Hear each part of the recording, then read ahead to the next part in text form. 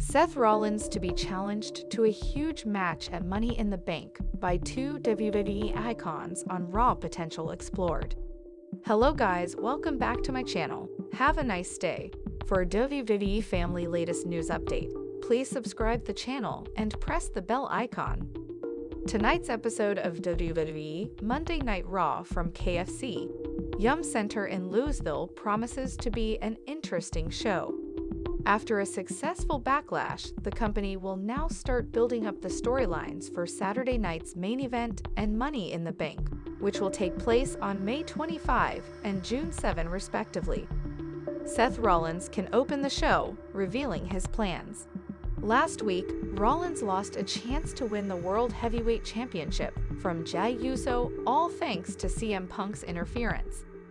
Sami Zayn also showed up during the bout to take revenge on the Visionary and Braun Breaker who assaulted him 2 weeks ago. While CM Punk attacked Rollins and co. with a steel chair last week, it seems he is not done with them. Therefore, on tonight's episode of Raw, the straight-edge superstar and Zayn could challenge Rollins and Breaker to a high-profile tag team match at Money in the Bank 2025.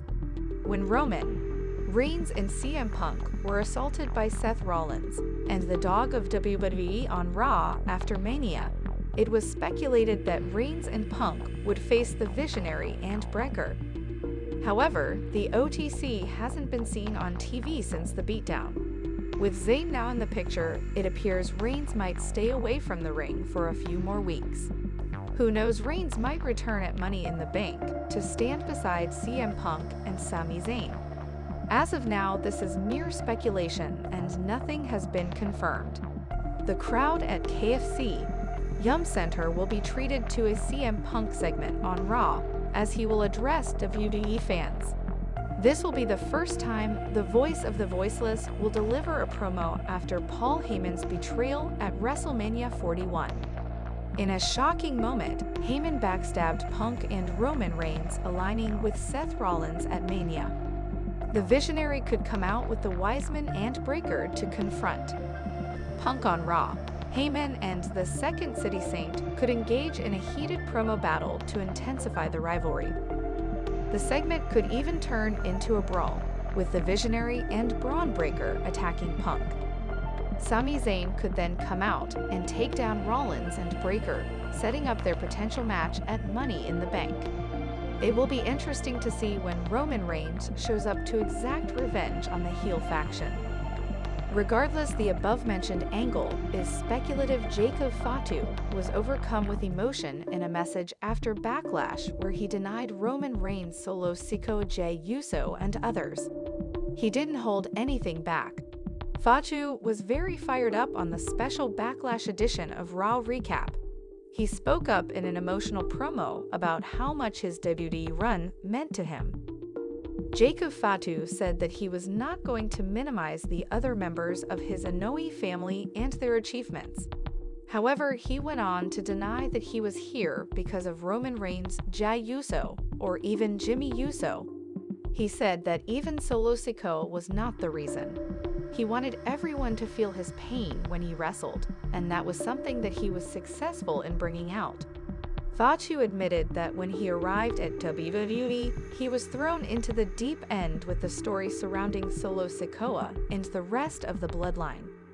However, he said that he had been waiting to get it off his chest about how all of it felt. He said that he wanted to make the audience members feel a certain way and was glad that he was able to do so.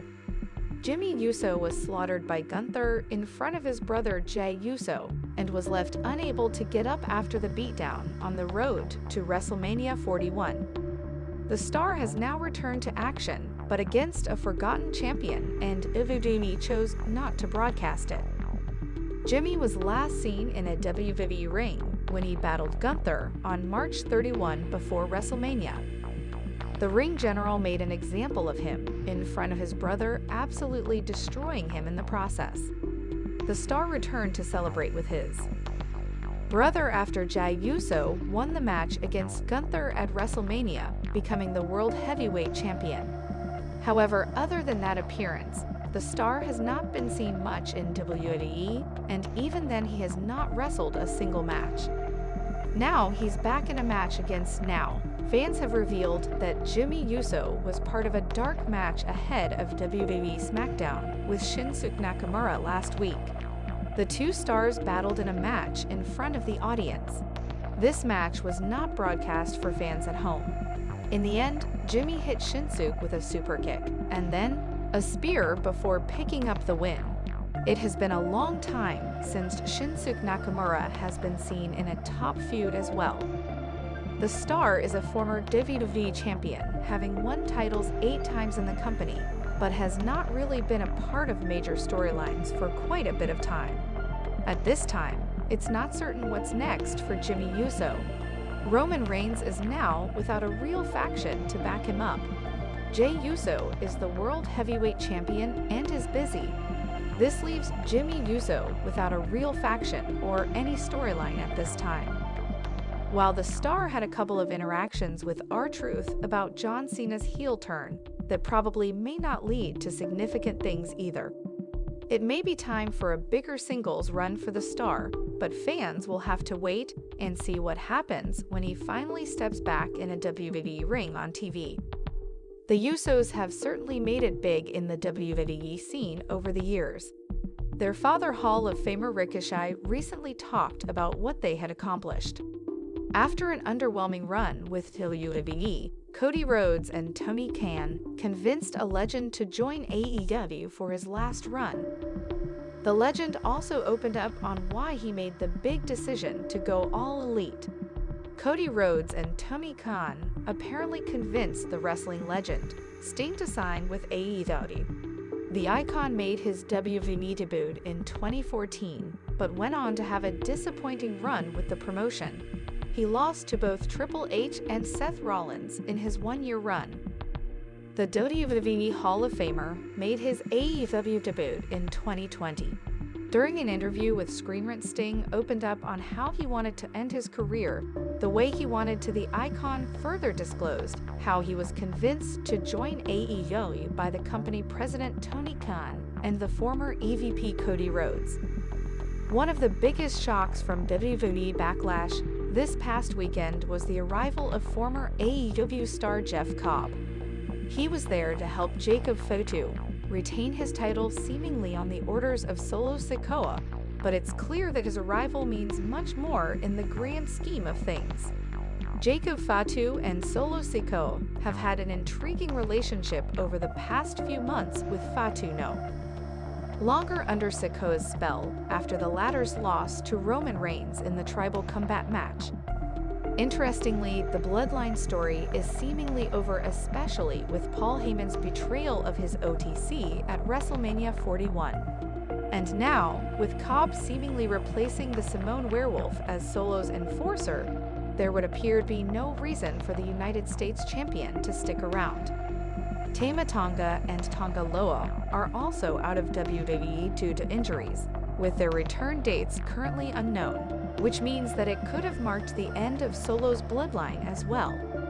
So with both iterations of the bloodline seemingly broken, Fatu could be free to work as a single star and begin a rivalry with Solo Sikoa in the near future. In the press conference, Cobb was being described as a speed bump and could be a threat to Fatu's title reign moving forward if he is unable to get on the same page as the newcomer. It's hard to imagine that Solo Sikoa and Jacob Fatu will continue to work together in harmony.